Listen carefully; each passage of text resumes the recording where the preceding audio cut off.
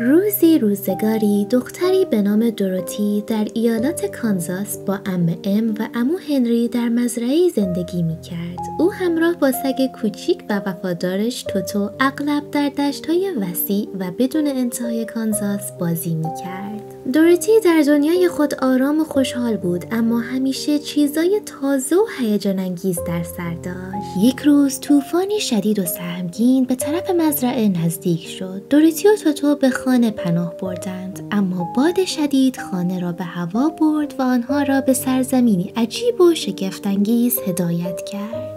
زمانی که خانه‌شان روی زمین فرود آمد، دوروتی با تعجب فهمید که در دنیای جدید و ناشناخته قرار گرفته است. او را گروهی از افراد کوچک و شاد به نام مانچکین‌ها استقبال کردند. آنها به دوروتی گفتند که او ناخواسته جادوگر بدجنس شرق را با افتادن خانه‌اش از بین برده است. گلیندا جادوگر خوب شمال نیز آمد و از دوروتی بابت کمکش قدردانی کرد. برای کمک به او در بازگشت به خانه، گلیندا به او کفشای نقره‌ای جادویی داد و گفت که برای پیدا کردن راه بازگشت باید به شهر زمرد برود و از جادوگر بزرگ اوز یاری بخواهد. دوروتی که هیچ راه دیگری نداشت، با کفشای نقره‌ای درخشان به جاده آجوری زردی که به سمت شهر زمرد میرفت پا گذاشت. در مسیرش به سمت شهر زمرد، دوروتی با 3 همراه جدید آشنا شد. اولین نفر مترسک بود که او را در مزرعه‌ای پیدا کرد. مترسک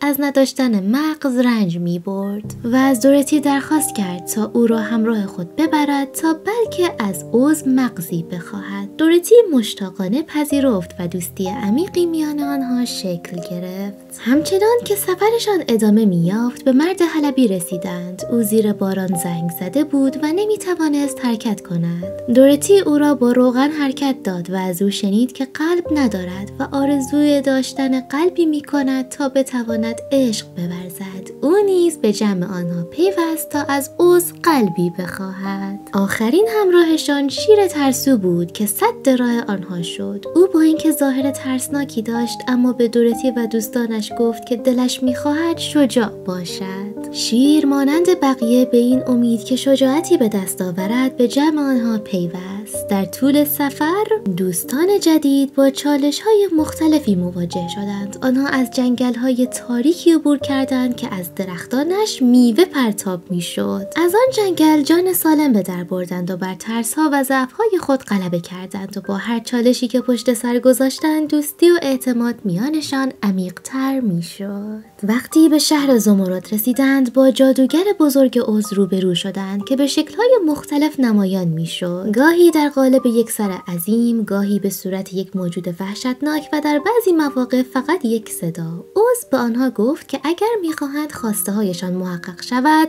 باید اول جادوگر بد غرب را شکست دهند. با ناراحتی اما مصمم، دوروتی و دوستانش به سمت قلعه جادوگر بد غرب را افتادند. در طول مسیر تعداد زیادی از میمون‌های پرنده به آنها حمله کردند و آنها را به قلعه جادوگر بردند. جادوگر بد غرب توتو را گرفت و تهدید کرد که اگر دوروتی کفش‌های نقره‌ای را به او ندهد، به توتو آسیب خواهد رساند. در لحظه‌ای از ناامیدی و فشار، دوروتی یک سطل آب را روی جادوگر ریخت و جادوگر به طور شگفت‌انگیزی آب شد و از بین رفت. این عمل قهرمانانه ترس را از دل آنان زدود و امید را جایگزین کرد. با شکست جادوگر بد غرب، آنها به اوز بازگشتند و خواسته هایشان را مطالبه کردند. اما پشت پرده، اوز تنها انسانی معمولی و ساده بود.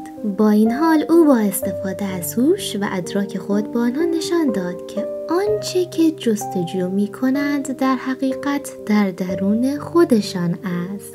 او به مترسک مدالی داد که نشان از خرد و دانش بود. به مرد حلبی ساعت قلب شکلی داد که نماد احساس و عشق بود و به شیر مدالی از شجاعت داد که نشان از دلیری بود. هر کدام از آنها فهمیدند که در طول سفرشان ویژگی هایی که جستجو می کردند در واقع در درون خود آنها بوده است. با اینکه دوستانش به مراد دل رسیدند، دورتی همچنان میخواست به خانه بازگردد. اوز تصمیم گرفت تا با بالونش دورتی را به کانزاس برگرداند. اما درست در لحظه پرواز توتو از سبد پرش کرد و دورتی مجبور شد پایین بپرد تا او را بگیرد. بالون بدون او پرواز کرد و دورتی دوباره در اوز ماند. در نهایت گلیندا دوباره ظاهر شد و به دورتی گفت که قدرت بازگشت همیشه در کفشای نقره‌ای خودش نهفته بوده است. دورتی با ضربه زدن 3 مرتبه‌ای به کفشا آرزو کرد که به خانه بازگردد و ناگهان خود را دوباره در کانزاس یافت. با بازگشت به خانه دورتی از خواب بیدار شد و خود را در تخت خوابش یافت. او به عمه ام و عمو هنری گفت که چقدر خوشحال است که به خانه بازگشته است. او دریافت که هیچ جای دنیا مثل خانه نیست و تجربه های او در اوز